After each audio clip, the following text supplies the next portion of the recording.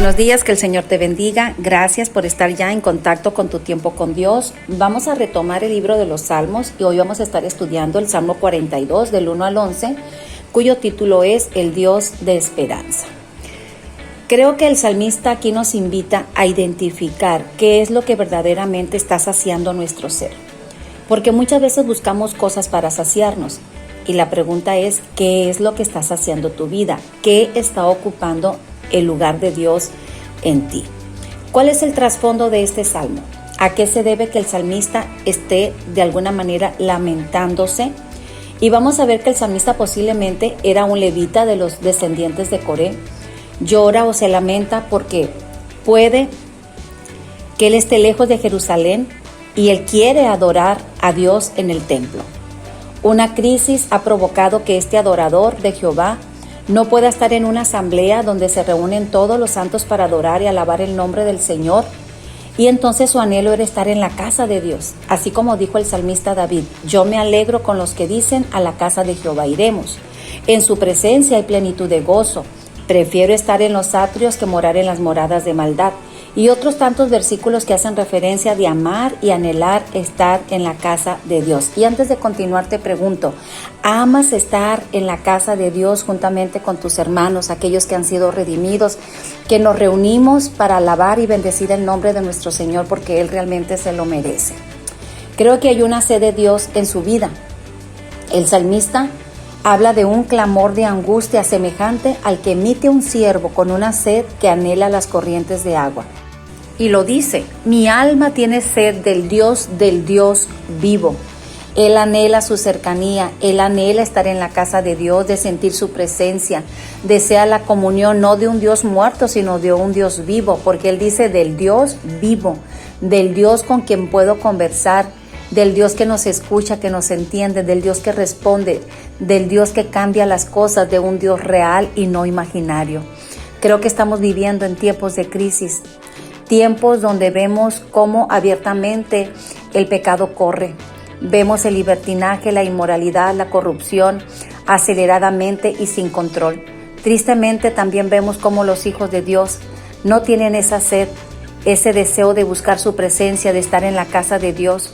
Hijos de Dios sin compromiso, sin pasión, con una frialdad de la que muchas veces ni cuenta se dan. ¿Cuál fue la primera reacción que el salmista imprime en este salmo? Bueno, él dice, ¿cuándo vendré y cuándo me presentaré delante de Dios? ¿Cuándo podré regresar a la casa de mi Padre para adorarle como antes lo hacía?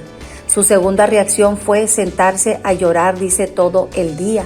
Dice, fueron mis lágrimas y mi pan de día y de noche. Lo que dominaba la mente era pensar en el sufrimiento, en la crisis que le había tocado vivir. ¿Hasta cuándo mis lágrimas serán mi pan de día y de noche?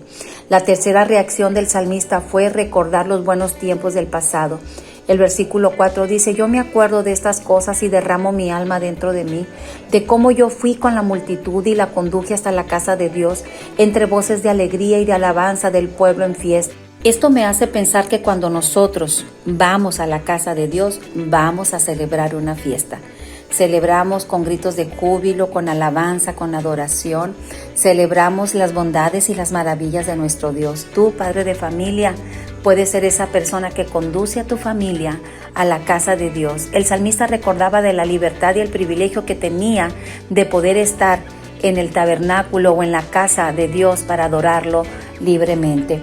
¿Cómo el salmista trabajó su crisis? Bueno, lo primero que el salmista hace para luchar con esa crisis de depresión es amonestarse a sí mismo. Eso es lo que tú y yo deberíamos hacer, sacudirnos esa actitud de depresión.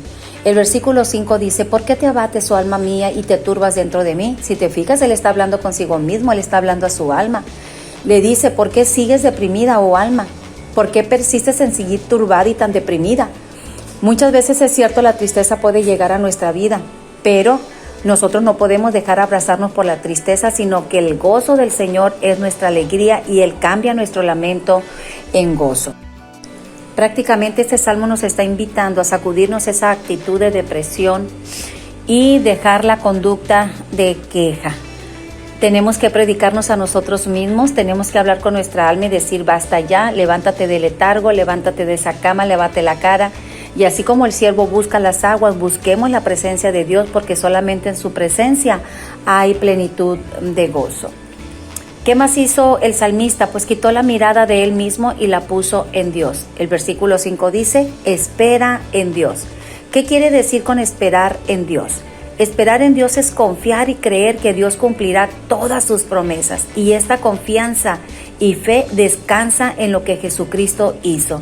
El apóstol Pablo dice en 2 de Corintios capítulo 1 versículo 20, porque todas sus promesas son en Él sí y en Él amén, o sea, así sea.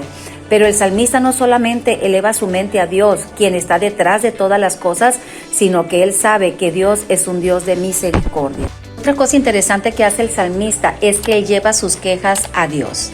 El versículo 9 dice, diré a Dios, roca mía, ¿por qué te has olvidado de mí? ¿Por qué andaré yo enlutado por la opresión del enemigo? Fíjate, aquí el salmista nos invita a acercarnos confiadamente ante el trono de la gracia y llevarle a Él nuestras quejas. En Cristo Jesús nosotros ahora tenemos el derecho de acercarnos ante el trono mismo de Dios y traer nuestras cargas a Él.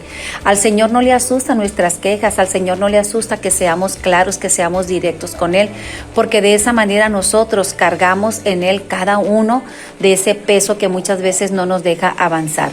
Tráele tus quejas a Dios y habla con Él. Ten confianza en que Él tiene todo bajo control. Me llama la atención el versículo 10 que dice, hasta los huesos me duelen por las ofensas de mis enemigos, que a todas horas me preguntan dónde está tu Dios. El enemigo siempre vendrá en el momento oportuno cuando ve nuestro estado de ánimo y que lo acompañamos también con palabras, ¿no? Lo declaramos, me siento así, empezamos a quejarnos, entonces el enemigo aprovecha esa oportunidad para estarnos atacando, pero el versículo 11 dice, ¿por qué te abates, oh alma mía? Vuelve otra vez a hablar con su alma y le dice, ¿por qué te turbas dentro de mí? Espera en Dios, porque aún he de alabarle, salvación mía y Dios mío. Tenemos quien nos defienda. En Él tenemos el agua viva que refresca todo nuestro ser. El salmista siente que Dios lo sostiene, pero que su batalla no ha terminado. Existe la constante opresión del enemigo, la burla de donde siempre podrá preguntarnos, ¿dónde está tu Dios? Pero una de las cosas que sabemos es que Dios está con nosotros y que el Señor nos defiende. Y sabemos también que podemos acercarnos y encontrar refugio y socorro en el trono de su gracia. Mantener la fe y la confianza en Dios es vital. Así como dice el Salmo 40, pacientemente esperé a Jehová, Él se inclinó a mí y escuchó mi oración. Sabemos que hay respuesta de parte de Dios. Mantengámonos siempre firmes en la fe, creyendo en que Dios siempre todo lo puede. Que tengas un excelente día, que la gracia de Dios te acompañe. Iglesia Cristiana Visión Nueva Culiacán y La Palma te bendicen. Gracias por escucharnos. Nos vemos el día de mañana y recuerda que no hay mejor tiempo que tu tiempo con Dios. Dios te bendiga.